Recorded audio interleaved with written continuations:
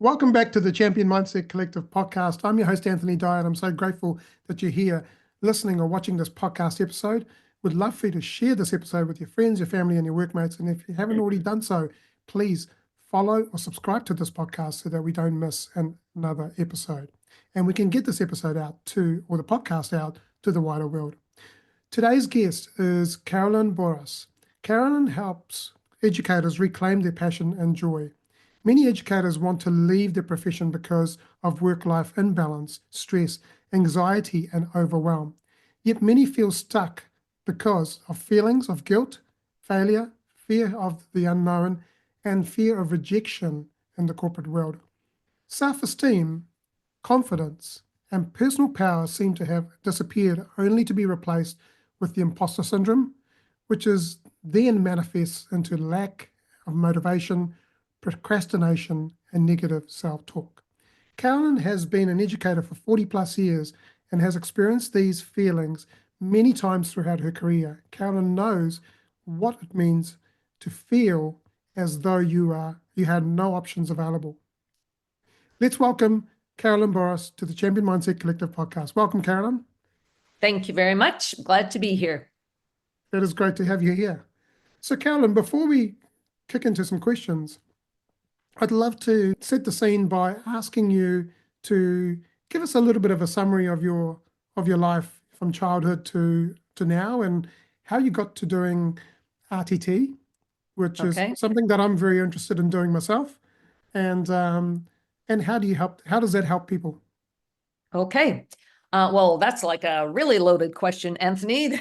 It might take me a few minutes to answer.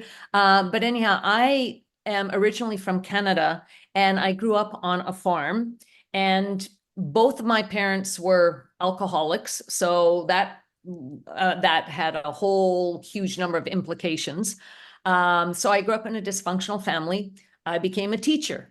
And the thing is, I taught in where I grew up in Alberta, in the province of Alberta, for about 10 or 11 years. And then I moved to Vancouver, and I was teaching there for about 15 years.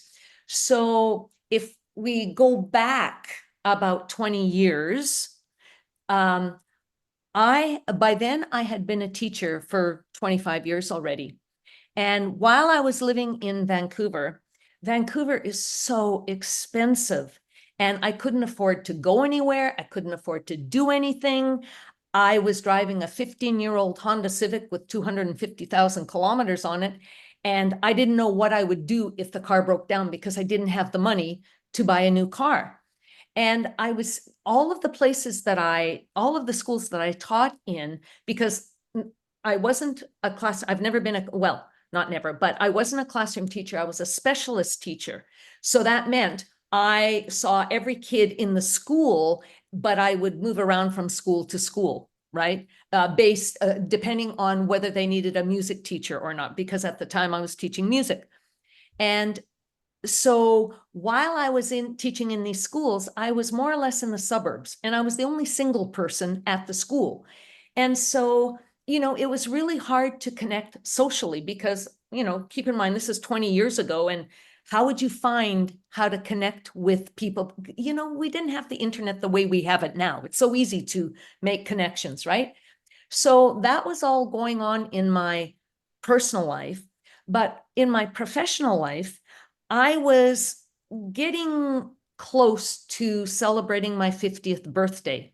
But up until then, it didn't matter over the years what schools I was in and whatever staff room I went into. The only conversation I ever heard were teachers talking about how many years, months, weeks, and days they had until retirement. And some of these people had 15 years before retirement.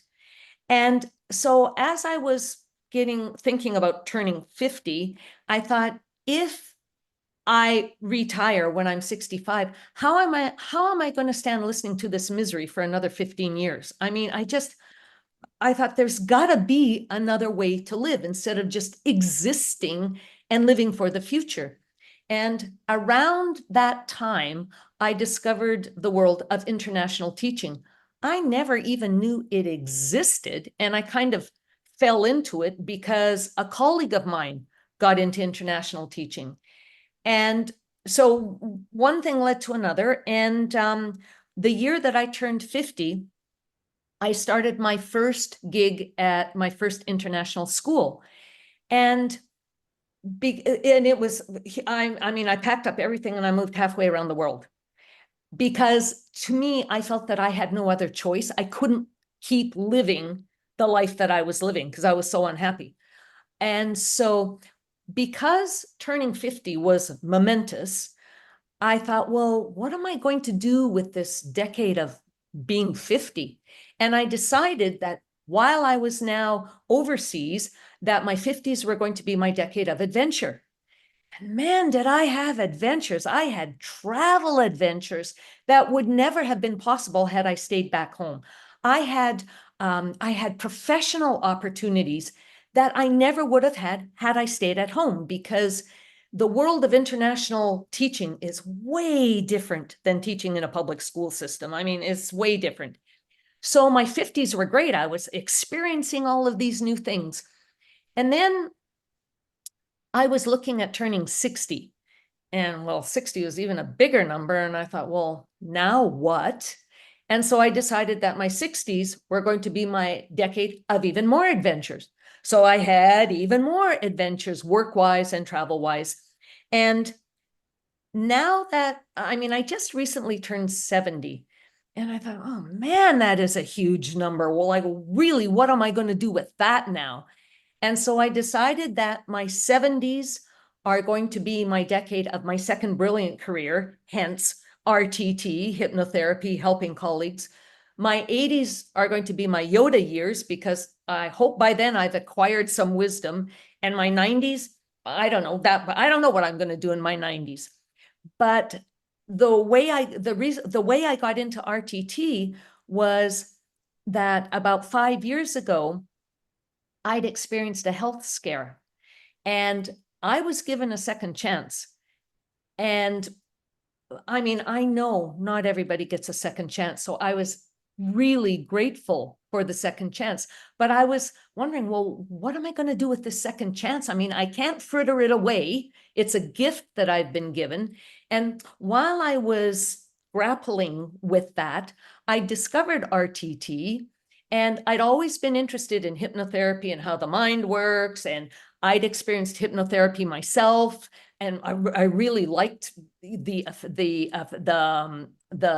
results of it. And so I got the training, and then I realized I had this powerful, powerful tool. So now what was I going to do with this powerful tool? And then I realized that the way that I could honor the second gift that I was given would be to help as many colleagues as I can. Because over 45 years in teaching profession, I've seen what stress does to my colleagues. And I mean, let's face it, teachers and education are in crisis. And so, having said that, though, I want to make sure that the people in your audience understand that even though that I'm speaking from the unique perspective of an educator, what we're going to talk about today doesn't just affect teachers. I mean, whether you are a bakery chef or a taxi driver or a stay-at-home parent or a veterinarian's assistant, we've all experienced different degrees of stress at different points in our lives. And some people have actually experienced burnout. So RTT helps not just teachers. I can help, people other than teachers. It's just that I talk teacher talk. And so when teachers come to me and talk about the Sunday night scaries, I know exactly what they're talking about. Other people might know it as the Sunday night dreads, or they might not have a name for it, or they know that Sunday night they have a pit in their stomach thinking about the work week coming up. So anyhow, that's how I got here, and that's why I'm doing what I'm doing now. So That's great. What a journey you've been on, and you've got so much more to come, right? yes, Yeah, yes, yes. Well, that's what I'm planning. Mindset is everything, right? absolutely, absolutely. Mindset. Once you set your mind to the right frequency, the right intention, then things will just come and they will happen in your life. Yes, yes. And Somebody, oh gee, this was years ago. Somebody said, as long as you are undecided about something and you're sitting on the fence, all of the good stuff that is waiting out there, that the universe is waiting to get you, all of that stuff is just floating around for you to make a decision. Once you decide, boom, boom, boom, boom, boom, things fall into place. But yes, unless you have the mindset, unless you make a decision, you're not going to get any of that stuff, yeah. you And know? it's once you make the decision and you take action, then your Yes, vibration rises to the right frequency, and yes, it's like a radio. You tune the right frequency, then all of a yes, sudden you become a magnet for what to attract whatever is waiting for you to be. absolutely. Yeah, And my business coach has a mantra. It's mindset, action, strategy. You could have the mindset, but if you don't, if you don't, oh, sorry, mindset, strategy, action.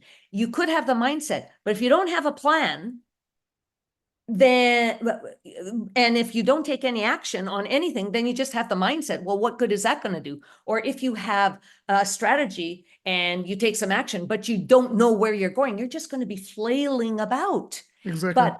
But the thing is, Anthony, how many of us have the mindset?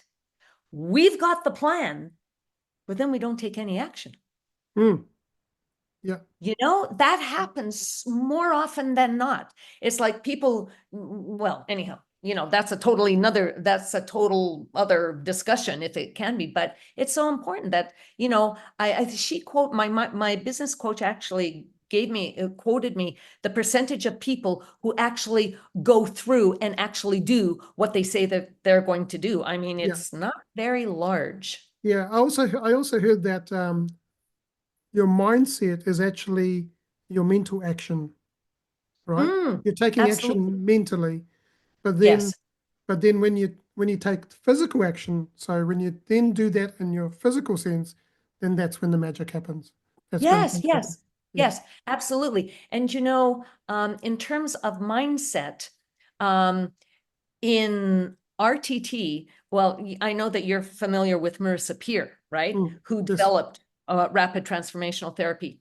And she also put together something called rules of the mind, how the mind operates. Now, one of the rules of the mind is your brain, well, if we accept the fact that our subconscious, our mind, it's like our own personal genie. It's like it will give you whatever you wish for, but you better hope you're wishing for the right thing. And exactly.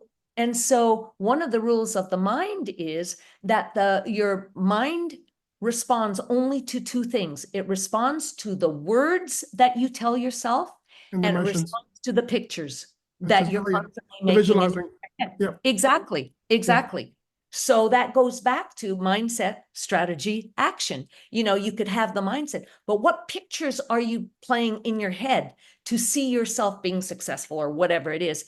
And then once you have that, then, play out your strategy, do yeah. the action, right? Absolutely, absolutely. Oh, And I was doing this thing. I mean, I was listening to Marissa Peer last week on mm. Mind Valley on the course that she's got Oh, there. yes, yes. But also I was listening to Paul McKenna, and he was getting you to visualize yourself 12 months ahead, Yes, achieving the goal. What does it think? What yes, does it feel like? What does it smell like? And yes, then you yes, bring yourself back 3 months, then bring yourself back 3 months, and bring yes. yourself back 3 months by doing that. And then it's like, what action can you take? And I talk to my clients about this. It's like, if you have a yearly goal and you break those down into quarters, what is Mhm. something you can do monthly? What is something you can Yes, do weekly? And what is one small action you can take daily yes, that contributes yes. towards your weekly, monthly, and quarterly and yearly? Exactly. Exactly. And the thing is, if you don't write it down, it does not happen. The magic is in writing it down, because once it's in black and white, it's very hard to move that off the page in your diary unless there is a huge emergency. And Anthony, really, how many things in life are a huge emergency? I mean, Mm, obviously there are some things, but you have to write it down. Now, I want to tell you a story about the power of visualization.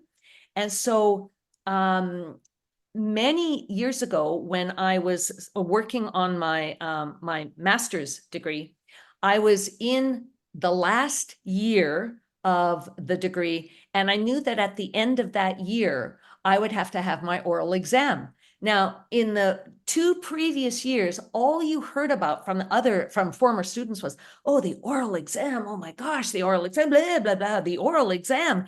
And so they put the fear of everything into you. And I thought, I got to do something about that, because and at that time, this is like 30 years ago, Anthony. I didn't know the stuff that I know now. I just knew that, well, I don't know, I have to do something about this. And so all that year, I visualized pretty much every day. I visualized what it would feel like in my body when I passed that exam, what it would feel like when my thesis advisor shook my hand and said, congratulations. And I visualized where my thesis committee would sit around the table. Okay, fine. And the secret to visualization, just as an aside, as you well know, is you have to visualize in detail. Use all of your senses. What do you see, hear, smell, feel, right? So anyhow, so I did that year. And the morning of my oral exam, I was in the room, I was getting all of my materials set up, not sure what was going to happen. When my thesis committee members came in, do you know they sat in exactly the same places around the table that I visualized them sitting in? And as soon as that happened, I thought, oh, great, I've already passed. And so I relaxed because I knew it was a given, obviously. Well, not obviously, but obviously. And I'm telling you, that was the best professional experience I've ever had, because I could relax, because I had done the visualization work, and it felt exactly the way I visualized it would when my thesis advisor shook my hand and said, congratulations. And I'm going, whoa, this stuff is powerful. So anyhow, the power of visualization, right? And so you visualize your future self. You're exactly right. And so you visualize the way you want it, things to be, right? So Yeah, absolutely. Absolutely. Yeah. So what made you make such a bold, what motivated you to make such a bold move, change to move halfway around the world?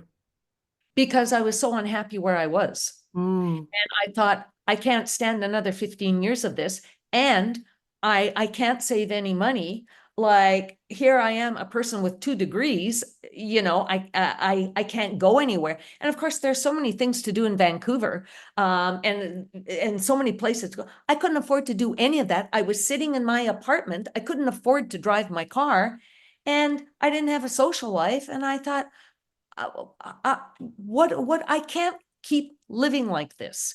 And so I knew that a change had to be made, but I didn't know what it was. And mm, so when my colleague said that she was going to teach music in Egypt, and I said, well, what are you talking about? How can you go and teach in Cairo and you're leaving at the end of November and the school year doesn't finish until the end of June? Like, what are you talking about? Well, that year that she was away, I followed her progress as she was teaching in Cairo. And guess what? She was having more fun. She was traveling and she was making more money than I was. And I thought, this is something I need to look into. So I kind of blindly, in a sense, blindly went into it. I jumped off the deep end and I thought, okay, I'm going to give this a go. But I gave myself 2 years, because in the school district I was in, you could take a 2-year leave of absence. But then at the end of 2 years, you had to decide, well, are you coming back or not? And I thought, well, I don't know if I'm going to like it. I don't know, because my first overseas gig was in Singapore. I'd never been to Asia before, really, seriously. And I barely knew where Singapore was, I have to admit, at that time. And anyhow, I mean, I jumped off the deep end and I thought, okay, I'm going to give this a go. I don't know, I had trust in the universe or something. And so that's what I did. I upended my whole life to get some change, but Anthony, one of the other reasons is that I didn't have anything keeping me back home either. Now, having said that, I know that there are people who are stuck, whether it's in teaching or whatever career you're in. And not everybody can move halfway around the world like I did, but because that's not doable for everybody. But I'm here to say it's not entirely necessary to blow your whole life apart to get to what you want. But I think that when we are in the depths of despair, when we are stuck, all we can see is the stuff right now in front of us that isn't working. And so we think our whole life is a mess. And so we think that, you know, we have to have these huge, gigantic changes before we're going to find any happiness. But the thing is, that's not always the case. And so for teachers specifically, maybe the only thing they need to do is change grade level. Maybe the only thing they need to do is change schools, or maybe they need to change school districts. Or maybe, if it's possible, they need to change cities, or maybe they need to change province or state, or maybe they need to move across the country, or maybe they need to move halfway around the world, or maybe they need to transition into another career. But it's not possible. It's not necessary to do that whole big thing. And that's, I think, where people get stuck, because they think they get so overwhelmed. Oh my gosh, I have to change this and this and that. Well, not necessarily. So I think, you know, we have to just take a step back and get like readjust, you know, and see what is really necessary and what isn't necessary. So anyhow.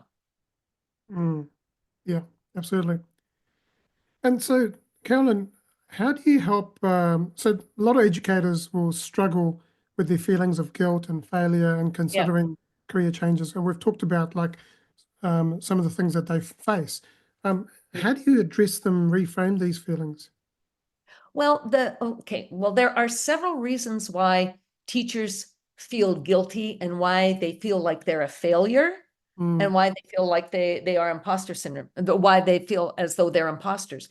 So many times teachers feel guilty because they haven't been able to accomplish all of the administrative tasks that they're given to do within a specific space of time. So they feel guilty because they haven't been able to do it, not or forgetting the fact that more and more keeps being added to a teacher's plate and nothing's taken away.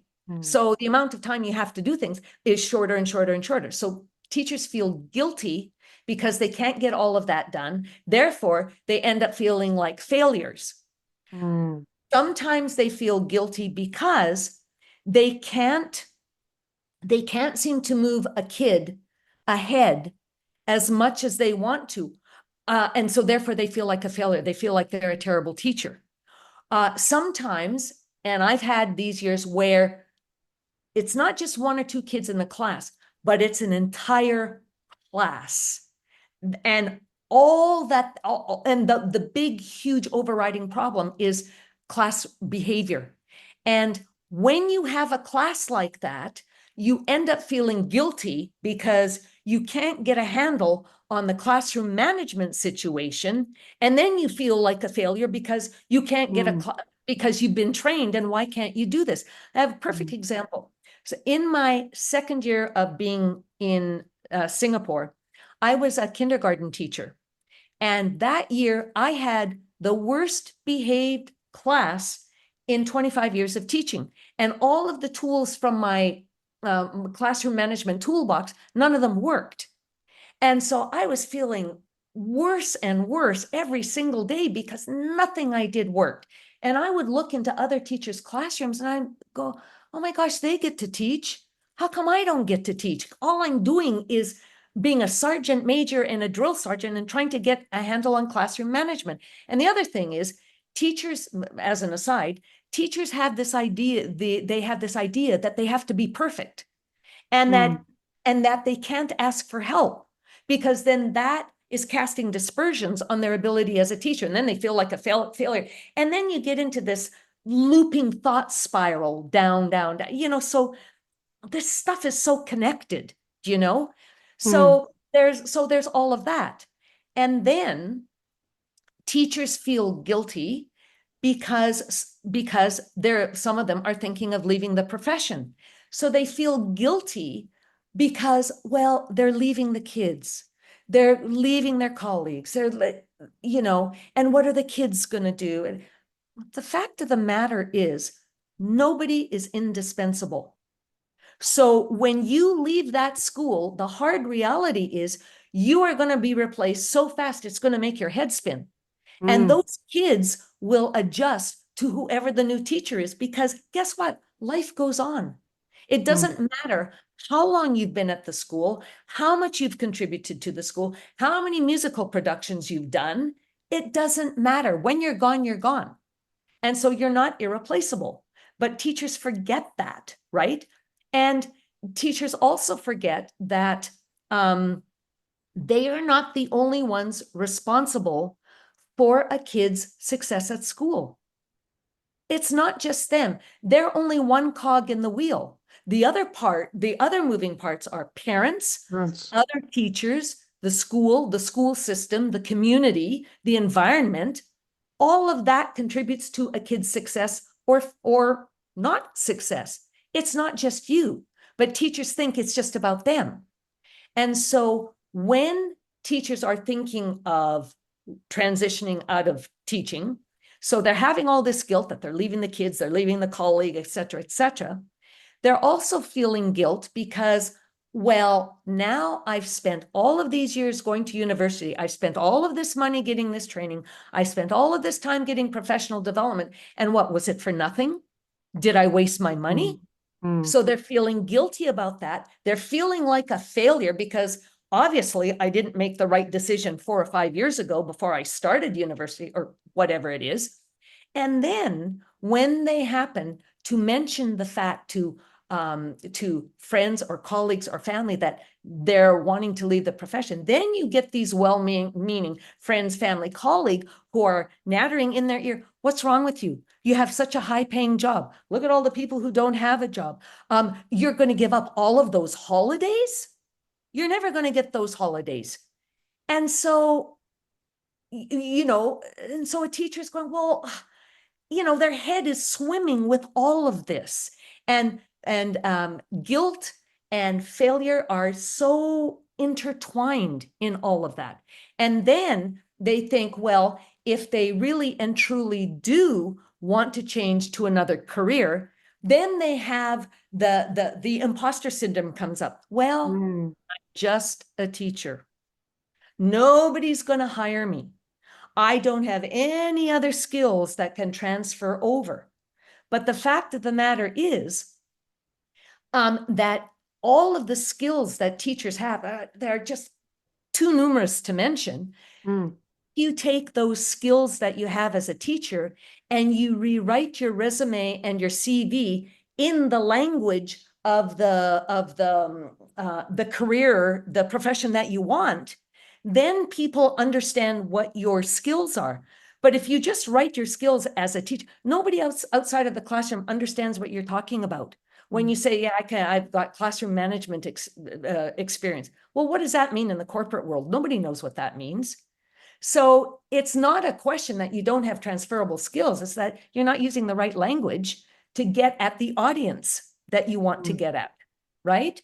So now that's a long answer for why teachers are feeling all of this. And one of the ways to counteract that is if you're in the classroom and you're feeling as though you are a failure, well, have something, call it what you want, but you can call it like a positive impact journal. Write down the thing that you did that made a positive impact on a kid or a class or a colleague or a friend or a parent that day. Not on the thing, or not on the jobs that you didn't get done that day, but what positive impact did you have? And then at the end of the week, look at all those things that you've written down. And guess what? You're not a failure. you are Mm. contributing. So Mm. that's one thing that teachers can do, is have a positive impact journal. The other thing is to, as I said earlier, get rid of the idea that you're indispensable, because you're not indispensable. And then if you want to, transition to corporate or wherever it is you want to go, then before the podcast, we talked about the power of visualization. Mm. Visualize yourself in the job that you want, in the career that you want. Visualize how successful you are. Visualize your future self, right? Visualize how you are successfully contributing to this new job, how you're working with collaborative colleagues, how your ideas are respected, how your boss supports you, how you have the resources that you need. Visualize how you become the leader of your department. So visualize yourself as a successful person in whatever other career that you choose. So that's something that people can do. And I would be remiss if I did not suggest having an rapid transformational therapy session to understand the root cause of these feelings of guilt, these feelings that I have nothing else to contribute, the feelings that I'm not good enough to do anything else except to teach, the feelings of I'm a failure. Get at where that is coming from, and then you can transform that, and then you can move on to living the life that you envision. So those are my suggestions. And Anthony, while I'm talking about RTT, I think that one of the really important things to remember is that our beliefs drive our behavior, and our behavior gives us the outcomes. Now, the outcomes may not be what we want, but many of us aren't even aware of the underlying beliefs that are driving our behavior. And so when you look at your limiting beliefs, when you can find out where they come from, how you acquired them, you can flip those, you can transform those beliefs. And then you've got a way of moving forward.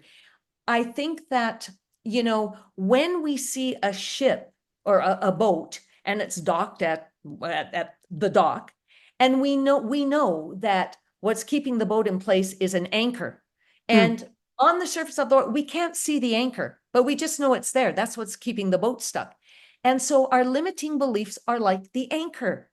We can't see the limiting beliefs, unless we're really self-aware. We don't know what those limiting beliefs are. We just know that we are stuck and we can't seem to move from the spot that we're in. And so if you can access the root cause of those limiting beliefs, it's like cutting the anchor that is holding the anchor to the boat. Once you let go of the anchor, the boat starts to move. It's just like our limiting beliefs. Once we cut the limiting belief that's holding us back, then, Anthony, people start to remember their superpowers. Because when you are in the depths of despair and all you can see is all of this yucky stuff, and you think your entire life is a disaster, well, you have forgotten all of the things that you've accomplished. You've forgotten that you ran your first marathon, you bought your first house, you got your book published, you sold a painting, you had your first baby. We've forgotten all of those things that we've accomplished. We've forgotten our superpowers. And so you can't change things that you don't understand. You have to understand what is keeping you back. What are those limiting beliefs? Then you can change them, but you can't change anything you don't know about, right? Yeah. And so understanding is power, but understanding in hypnosis is extremely powerful. It's huge. It's huge. So anyhow, that's what I've got for you. Thank you, Carolyn. Carolyn, could you explain what RTT, or Rapid Transformation Therapy, is, and what are the benefits of going through a consultation, Sure. doing the RTT? Sure. In rapid transformational therapy, we use hypnosis to access the subconscious to find out the root cause of the limiting belief that is holding you back. Mm. That's what it is. And RTT has specialized tools and techniques that allow the changes to happen very rapidly. That's why it's called rapid transformational therapy. Rapid. And we use those tools and techniques, as I said, to access the subconscious, find out what's holding you back, and then transform those beliefs. And because we have these tools and techniques in RTT, most issues can be resolved in 1 to 3 sessions. Now, that's not everything. It depends on the issue. It depends on the person. But most issues, and some issues can even be resolved in 1 session, like phobias, for example. I mean, phobias are pretty easy to transform. Like, I've worked with people for public speaking. So we were speaking of public speaking before. Public speaking is a huge thing. And I've read conflicting reports. Some reports say that public speaking is the second biggest fear after death. And some people say public speaking is the first biggest fear and death is second. So, you know, and public speaking, to have those skills is really beneficial if you want to change careers and have to go through like a lot of interviewing and you're concerned about your interviewing skills, for example. So depending on the issue, depending on the person, most things can be resolved in 1 to 3 issues. And not only, you know, issues like self-esteem, confidence, motivation, goal setting, procrastination, memory, but, you know, physical issues as well. And so, for example, I am in the process of working with a person who happens to be a retired teacher, but she has this specific physical pain and has had it for quite a while. And so when we did the latest session that we did, because, you know, there are layers, right? And some issues require more sessions, but it just depends. So anyhow, in this session, I think we got to the bottom of this physical pain, and it all had to do with guilt. And the pain was there to punish her for whatever it was that happened years before. So, you know, RTT can help resolve numerous issues. And I know one of the questions I always get asked is, well, Carolyn, how long is this going to take before I see changes? Well, here's the thing. Change happens in 3 different ways. The first way is immediate change. Now, we all want immediate change, right? It doesn't always work that way. But in a session, what is fascinating is sometimes you can see physical change come over the client when all of a sudden they start to sit up straighter and their shoulders are up and back. Their head starts to lift. You can sometimes see a physical change over their face. Now, keep in mind, they're still in hypnosis, but all of a sudden their face brightens up. And sometimes you can hear a change in their voice. All of a sudden, their voice is louder. They sound confident. They sound courageous. So the first change is immediate change. Then the second type of change is cumulative change. So you would see changes gradually every day, a little bit got better and better and better. And then the third kind of change is retroactive change. Now that's when you're going for a while and you're thinking, Carolyn, this did not work. Like, it didn't work. And then one day you wake up and you go, how come I'm feeling so happy today? When did I start to feel happy? When did my life start to get better? So change can be retroactive as well. So, Absolutely. and again, it depends on the person. It depends on the issue, right? Yeah. Do you think a lot of the things that hold us back and limiting beliefs are caused by fear of us staying in the past?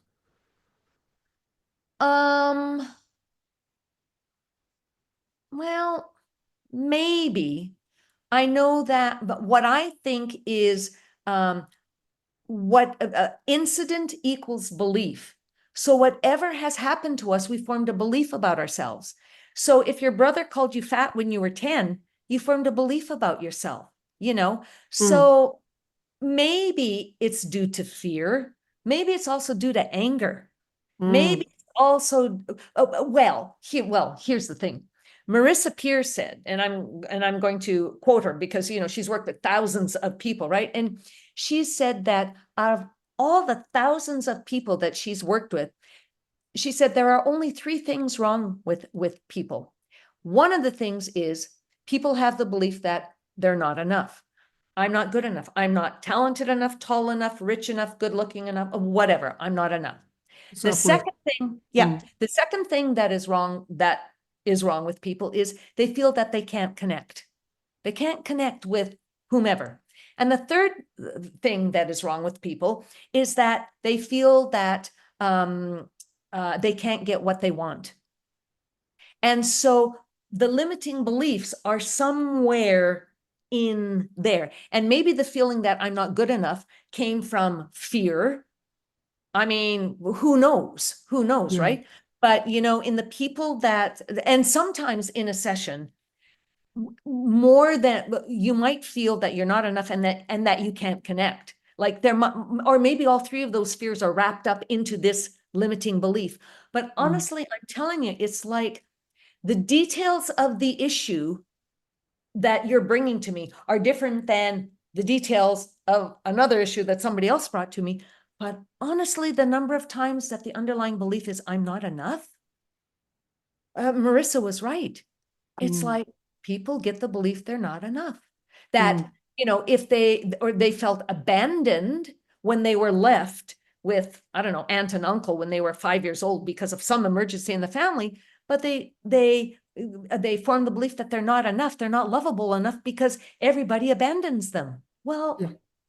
Well, that's not the case. I can testify to that because at the age of 5, my parents separated, and I got sent to an ashram, a boarding school at the age of 7, and literally I was dropped off and abandoned, and how I felt was abandoned and rejected, and that's Yes, played out in my life all through, sure, right, through sure, relationships and also work, redundancies, restrictions, and so on, and I felt rejected and abandoned, and to me, in my situation, in my situation it's been that my self-worth has been impacted and that I'm sure. not good enough, I'm not loved, I'm not worthy.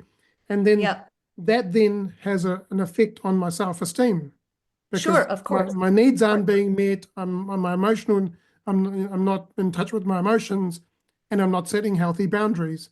And so when Yeah, we don't do that and we don't prioritize ourselves for self-care, then this keeps playing out and we go revolving as a exactly, hamster wheel.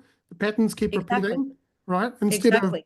Instead of dealing with that and healing through it and then evolving into the next version of Mhm, yourself. Yeah. mhm. And you know, it's very interesting when you regress somebody, usually they go back to a scene from their childhood. I mean, Mm, not all the time. No, not all the time. But the thing about that is when you are 3 years old, for example, in your 3-year-old child mind, where you don't have it, you don't have the language to ask questions, you don't, you know, you just have a 3-year-old kid's mind. Your mother, for example, could have said something with a tone of voice or gave you a look that in your 3-year-old child's mind, you interpreted as, I'm not lovable. But you didn't have the, like, or in your 5-year-old child's mind, you didn't have the language to ask, why am I being left? Well, I don't understand that, right? And so we carry these wounds with us.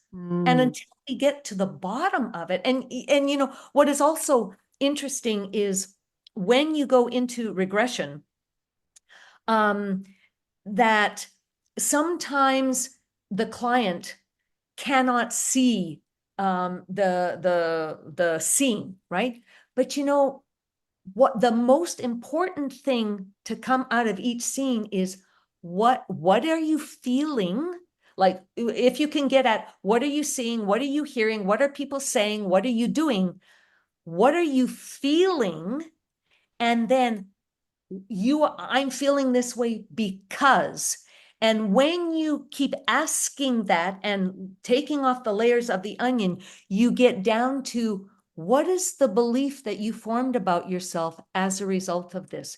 That's what is the kernel that you want to get at, right? And so, as I say, the clients don't always go back to childhood. Most of the time they do, but I've had people go back to, teenagehood and back to, young adulthood when they first got married. I mean, it just all depends, right? So, Yeah, yeah. Thank you for sharing that. Carolyn, what what role does hypnotherapy play in helping people overcome these challenges through in their professional challenges in their professional lives? do you want some examples? Is that what Yeah, you mean? examples would be good. Oh, Yeah. yeah. Oh, yeah. Okay. Well, as I said, I've helped several people with public speaking, for example. And one of my star clients, right after we had the session, she reported that, well, she was doing a 7-hour workshop. Okay, she just messaged me last week. She's now, doing a 5-day workshop. Okay, okay. I've worked with one school principal who is having memory issues. She had difficulty remembering the names of the kids in her school, and she also had difficulty remembering the parents' names. Now, when you're the school principal, like that is problematic, right? So we did a session on memory issues and got to the first layer of the bottom of that, right? I'm currently working with somebody who, she's no longer a teacher, but she's in the process of starting up her business, and we were working on money blocks. What's blocking her business? And, her feelings of worthiness, her feelings that she doesn't deserve to be successful, for example.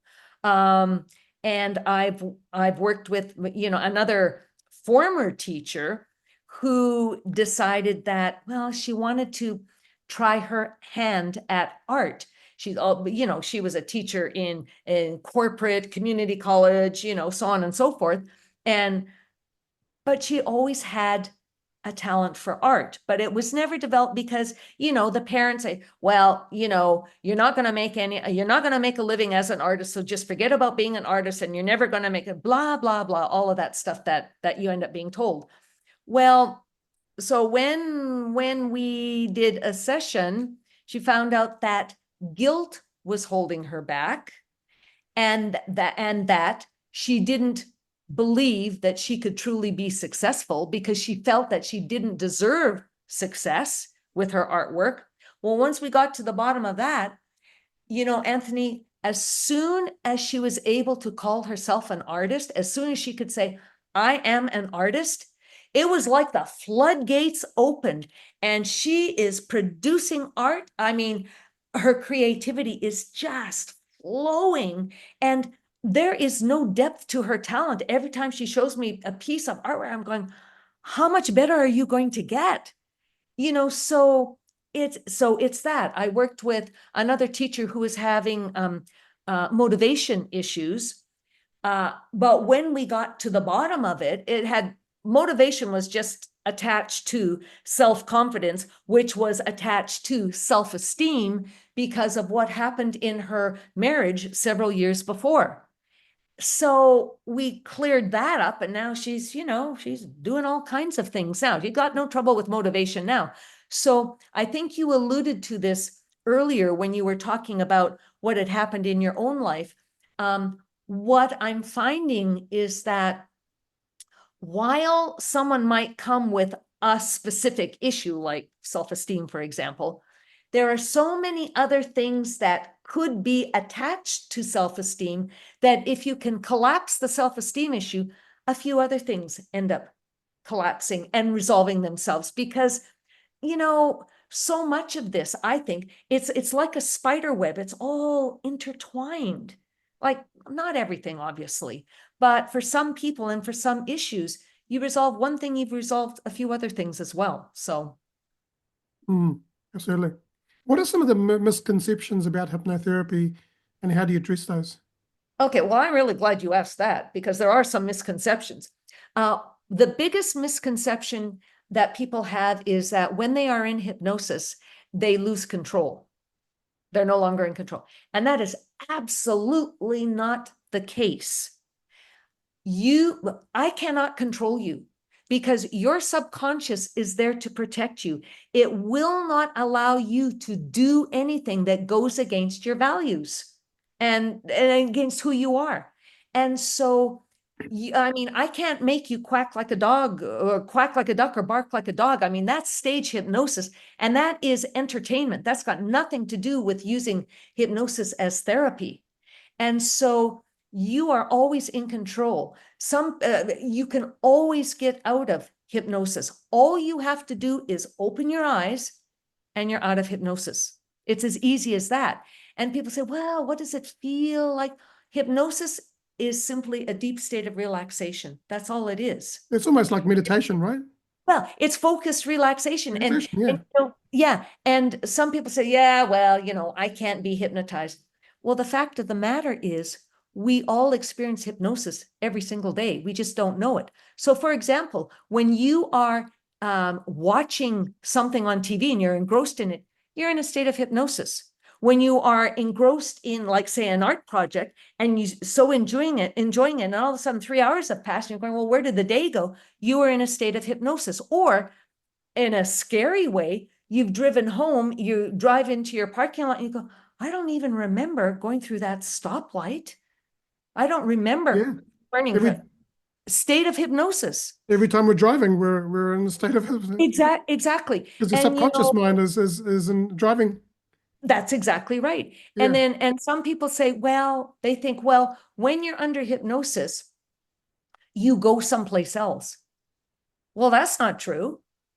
Not at all. Unless you open your eyes, you get yourself out of hypnosis, you stand up and you go and get a glass of water or something. Well, then you go someplace else. But I didn't do it. I mean, you did it because you're out of hypnosis now, So those are some of the misconceptions, I think. Although through meditation you can go into Sure. quantum worlds and so on, and Sure. Yeah, exactly. Yeah. So last question before we kick into the 5 quick fire questions is what is the first step you would suggest to someone who's curious about exploring hypnotherapy or RTT for their work-life stress? Sure. I would suggest that they go to my website and there is a contact page and they contact me and set up what is called a discovery call. It's a free 20-minute call that we can have, and we can exchange information, and I can answer questions. I would also like to suggest that on my website, I've got several free resources for people to try. There is a free journal to download for you to do meditations, affirmations, goal setting, that kind of thing. So even people who are not teachers might want to have that. I have something called the SOS Toolkit for teachers, but again, you don't have to be a teacher to download that, but it's 10 activities that you can do to help relieve stress. There are mindful breathing activities. There are mindfulness activities. There's guided imagery, visualization, and I've provided scripts for each of those activities so you can record yourself reading the script and you can listen to yourself giving yourself like direction, which is like really cool. So there's that. There are also 2 free audio meditations. One is called, I think I called it Happy Place Meditation. If you're pressed for time, it's 5 or 6 minutes to allow you to take a step back and breathe. The other one is a 20-minute meditation, and it's progressive muscle relaxation if you've got a bit more time. I also have 40 audios on there. And I've called it the well-being formula. Now, those aren't free, but they're not expensive, like $6 to, I don't know, $10 or something. And I've broken the audios up into 4 sections: physical well-being, mental well-being, emotional well-being, and your future self. And there are 10 audios in each of those sections.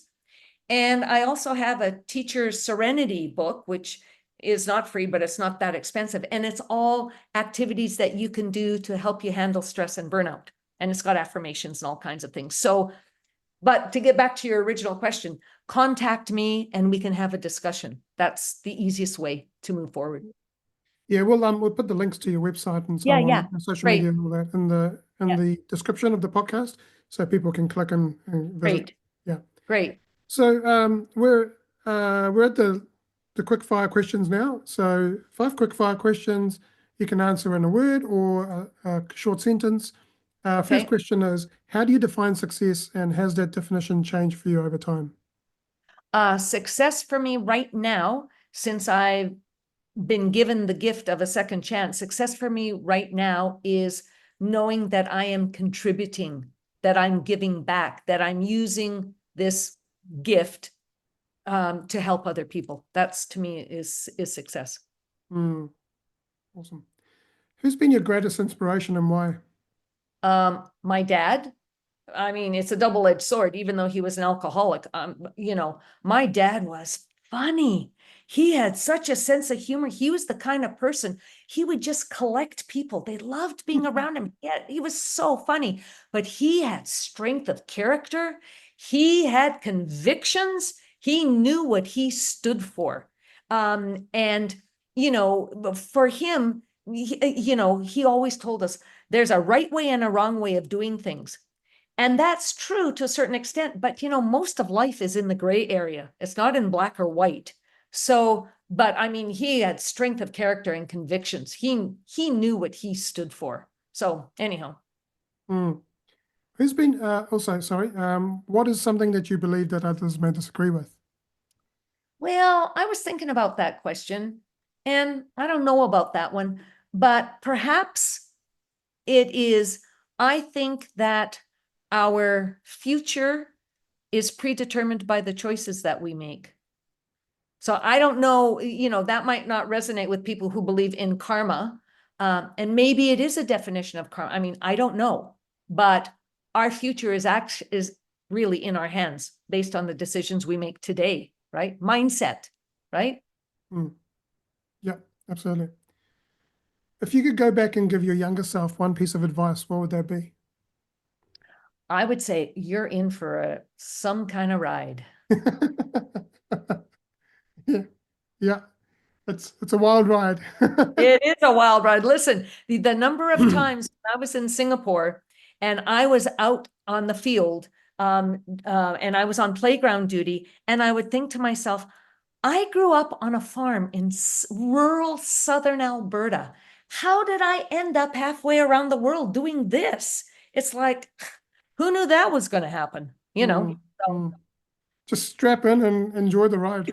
that's exactly right. And the ride is not finished yet. Thank goodness, Enjoy the journey, because the destination, you don't know how long it's going to be, but enjoy the journey. Yeah. Yeah, exactly right. Exactly right. What is one message that you'd like to share with the world? The message is help is available. It is not necessary to try to navigate all of this stuff on your own. I had challenges like 35 years ago in teaching with parents and so on and so forth. It definitely wasn't like teaching is now, that's for sure, but I still had challenges. But there was where would I go for help? Because again, we didn't have the internet the way we do now. I had to navigate that stuff by myself, and I am telling you, it was hard. There's no need to deal with this on your own. Help is available. Absolutely. Well, Carolyn, this has been a great chat and podcast interview. Love for you to come back and share more. Sure. Yeah. And so thank you so much. And from coming all the way from Thailand, right? Thank you. Yeah. Thank you. And, By way of, over the airwaves. yeah, exactly. But it's interesting how, I don't know what day is it over where you are? Monday. Oh, it's Monday. Okay. So it's Monday Yeah. here as well. Yeah. But I think we're a few hours, we're a Yeah, few, you're few hours ahead. apart. But it's Yeah. interesting how I'm in your future, you're in my present. So you're in my past, and we're both in the present moment. So yeah, Okay, that's enough to make your eyes like roll around in opposite directions. You know, it's yeah. like, wait, But it's what? interesting. It's interesting that, when you're going through fear and you're going through these limiting beliefs and you're going through anxiety, if we just stay in the present moment, then Exactly. things make it so much easier, right? Exactly. Because here's the thing, Anthony. You know what? Your brain does not understand past or present. No, It only understands, it doesn't past, understand past or the past the future. future. It only understands the present. It That's doesn't right. understand positive, negative. It only understands what it is now. It's just the value that we give to those words, positive or negative. Do Yeah, you know? I heard something from Bashar today, is that Mhm. everything is neutral. Yeah, absolutely. It's the meaning we give it. That's exactly right. Yeah, Exactly right. yeah, So, yeah, exactly. Awesome. If you've been watching this podcast episode and you've got some insights or you've been inspired, I encourage you to contact Carolyn or myself using the links. And by the way, I'm going to be running a 5-day challenge on the 25th of November. It's called Shift Happens. It's almost like shit happens. Shit happens in life, but you know what? mhm. Through that comes the shift. So Yeah.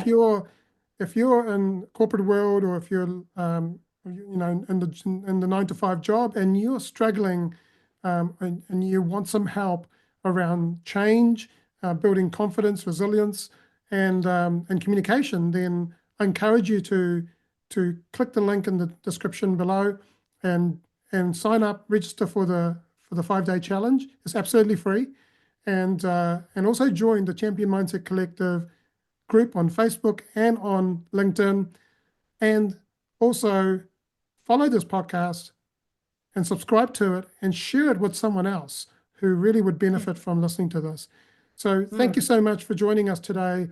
And all I want to say is you are loved, you are worthy, champion your life, champion your greatness. Have an amazing day.